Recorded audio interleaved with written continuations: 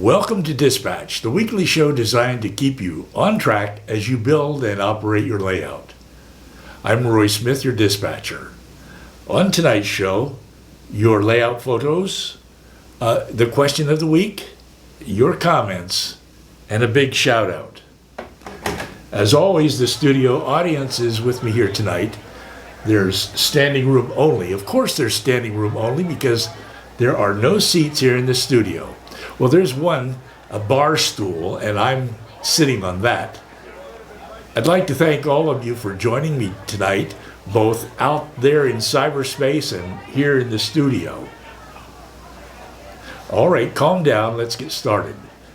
First up on tonight's show, your layout photos. Each week I invite you to post photos of your layout on the Facebook group called the N-Scale Union Pacific Evanston Subdivision Group. And that's what many of you do. And then I bring your photos over here to Dispatch to share with everyone during the show. So once again, I have a bunch of layout photos to show you. And here they are.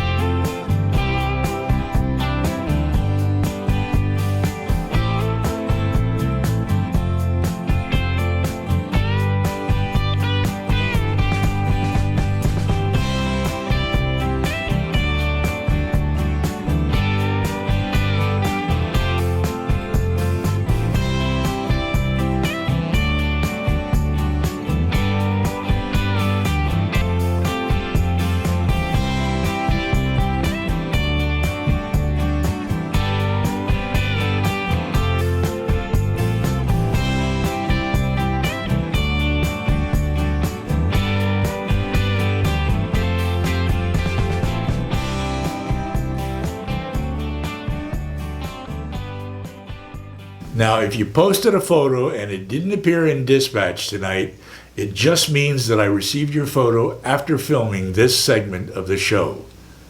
Please watch for your photo in next week's Dispatch. When Dispatch ends tonight, be sure to go over to the Facebook group, join the group, and post a photo of your layout there because we want to see what you're doing on your layout. It doesn't matter what scale you model in, we just want to see your layout. I will put a link down below in the description to this video that will take you to the Facebook group. When you see this photo of Echo Canyon on my layout, you will know that you're at the right place. Next up on the show, the question of the week. This week's question was suggested by Robert Sacco. Here's Robert's question. What got you started in the hobby?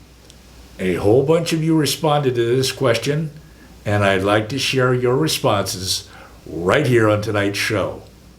Here are the things that you all mentioned in response to the question.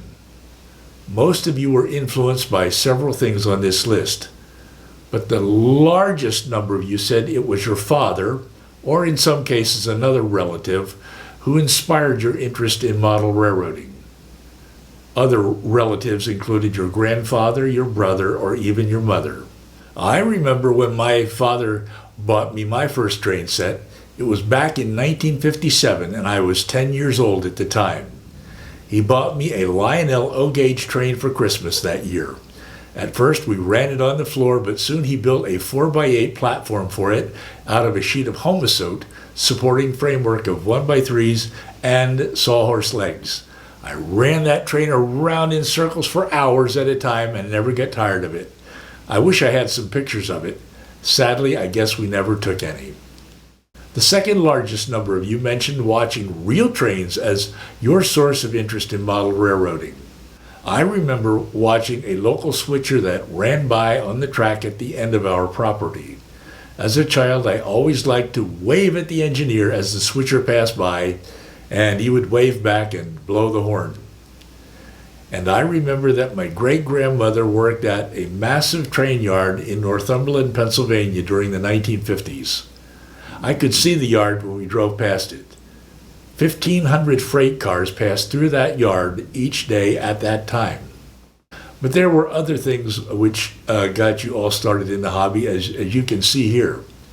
I told you that my father bought me my first train set, but I was also inspired by Model Railroader magazine in the early 1960s. I was enthralled by the articles and photos of John Allen's gory and defeated railroad that appeared on the pages of the magazine at that time. And I remember visiting a friend's layout a number of times.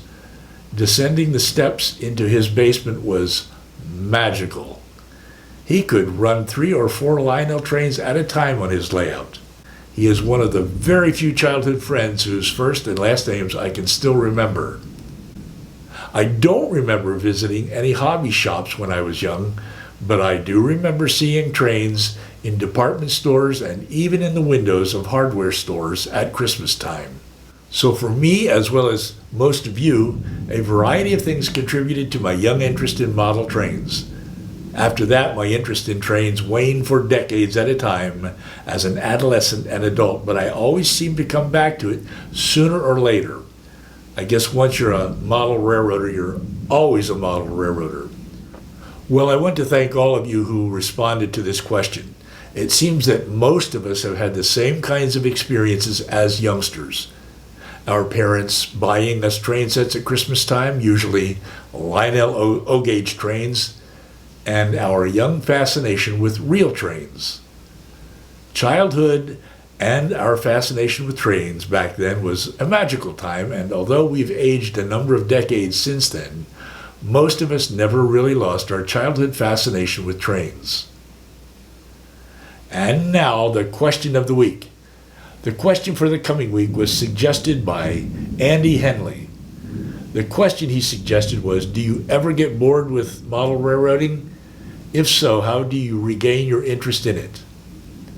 I want you to post your responses to Andy's question in the comments section down below. And then I will share your responses in Dispatch next week. Be sure to watch next week's show to see the results of this question. Remember, the question for the coming week is, do you ever get bored with model railroading? And if so, how do you regain your interest in it? And now, it's time for your comments. On Saturday, I uploaded a video called Installing Switchcats. In that video, I showed you how I am installing NCE switchcats in the staging yard on my layout and programming them. Switchcats are stationary decoders connected to my Cato turnouts, which allow me to throw the turnouts in the staging yard remotely using my NCE power cab rather than doing it manually. Let's take a look at a clip from Saturday's video. I'm installing switch cats on my layout today. Come along, let me show you.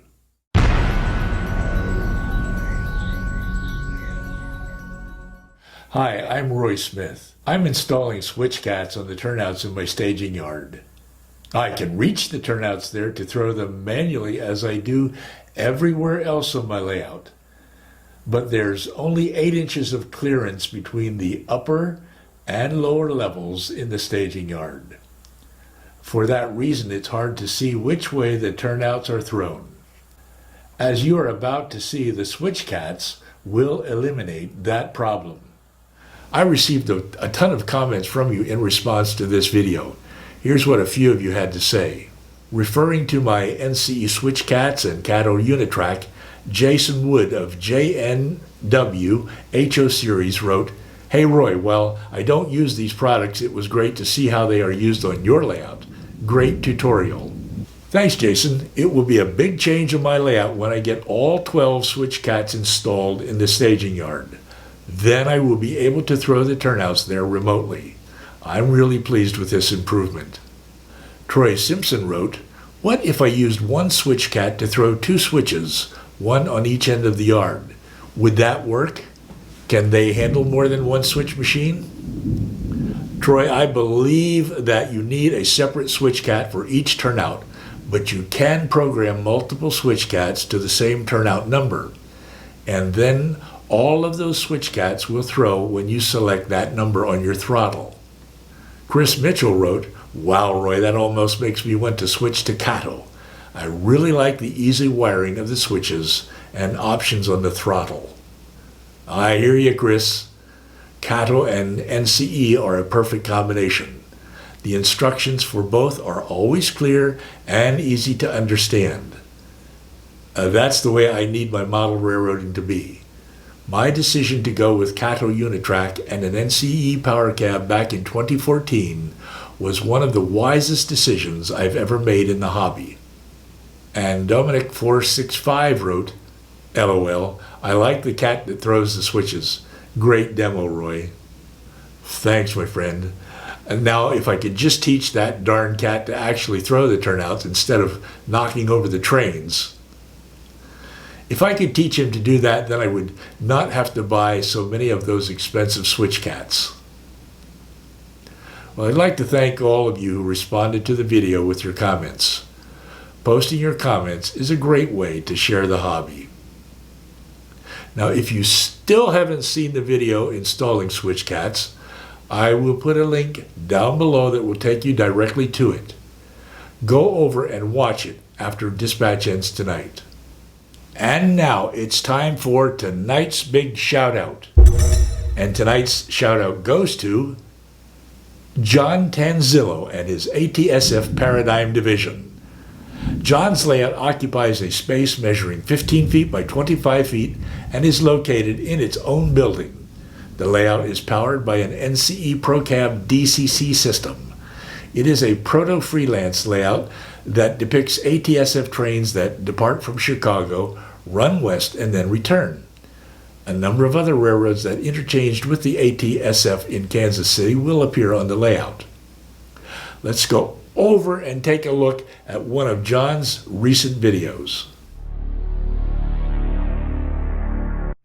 And here comes PA 51 leading the Santa Fe inspection team from their corporate headquarters, and they have a bunch of dignitaries in the passenger car, and then the boss is sitting in the Santa Fe business car. Here it is rounding the curve coming through Michelson Junction. And they'll be taking this siding going into Jamestown.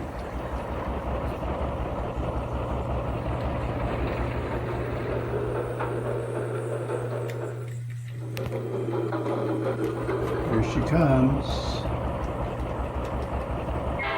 They will briefly stop at the station.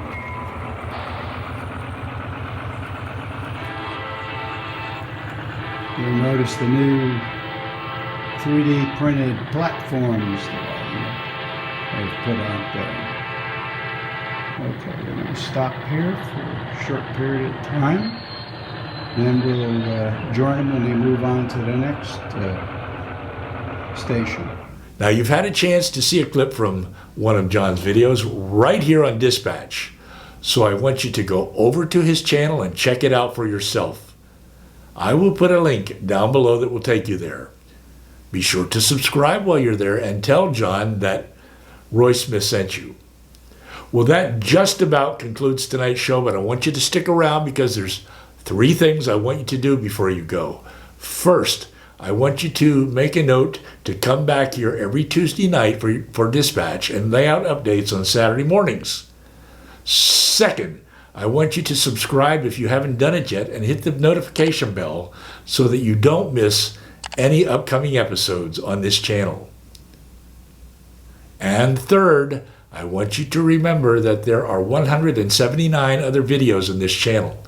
Be sure to go over to my videos page and browse around when Dispatch ends tonight. I will put a link to the videos page down below. All right, thank you for joining me here on Dispatch tonight, and thanks to all of you here in the studio audience for coming. Until next time, happy railroading. I'm Roy Smith, and I will see you again very soon.